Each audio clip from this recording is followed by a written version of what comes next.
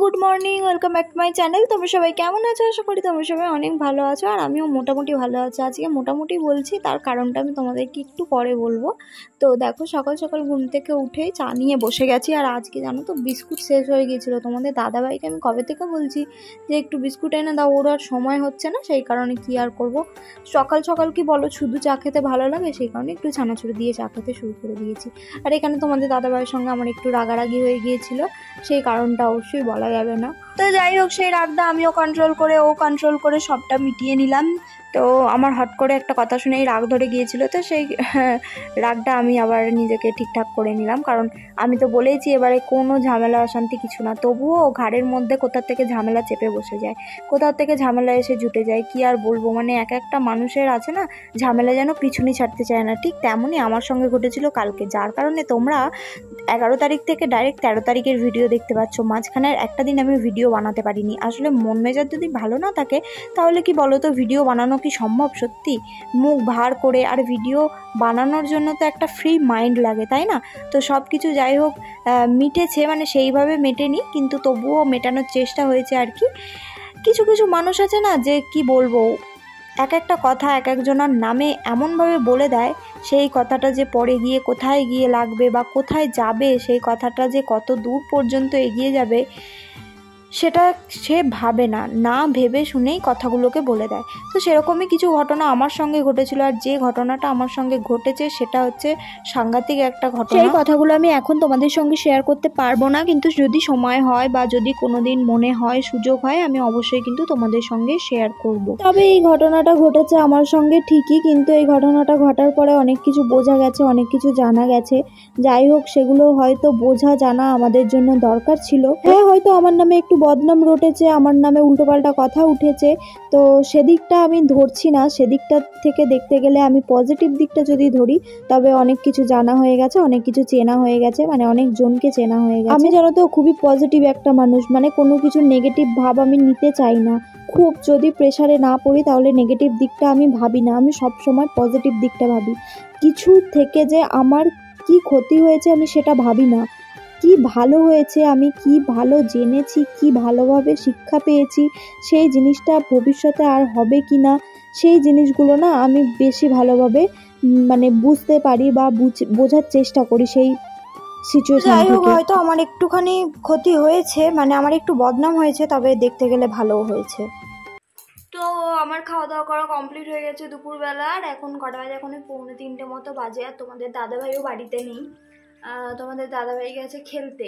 তো সেই কারণে না আমার মনটা ভীষণ পরিমাণে খারাপ লাগছে, আমার একটু ভালো লাগছে না। আমি তো এর আগে অনেকবার বলেছি যে তোমাদের দাদাভাই যদি বাড়ি এসে অনেকক্ষণ টাইমের জন্য কোথাও বেরিয়ে যায়, আমার সত্যি ভালো লাগে না। হয়তো বা ও বাড়িতে থাকে না, সেই কারণে আমার কষ্ট হয়। তো কি করব, আবার বৃষ্টি পড়ছে।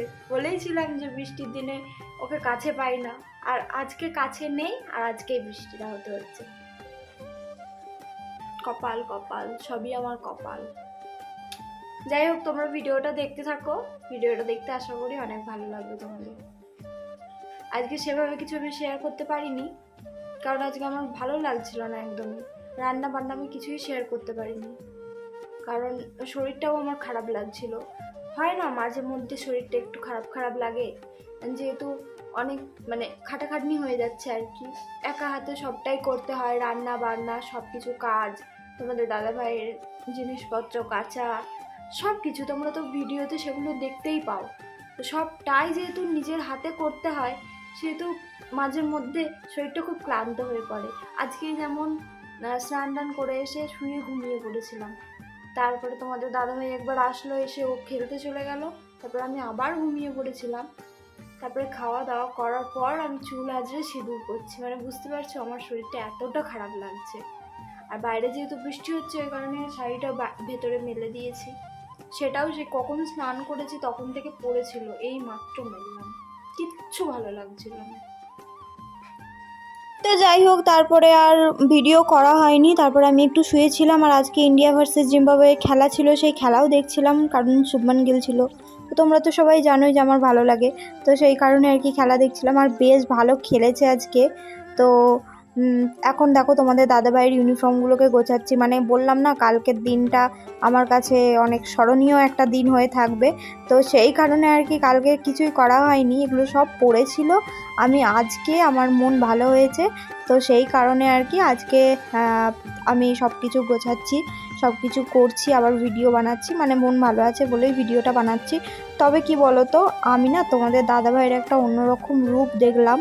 আমি কোনোদিন ভাবতে পারিনি যে এরকম হবে, বা তোমাদের দাদাভাই আমাকে এতটা ভালোবাসে। মানে জানি ভালোবাসে, কিন্তু এতটা ভালোবাসে, আমার যে পাশে এইভাবে থাকবে, আমাকে যে এতটা বিশ্বাস করবে, এইটা আমি কখনো ভাবতে পারিনি।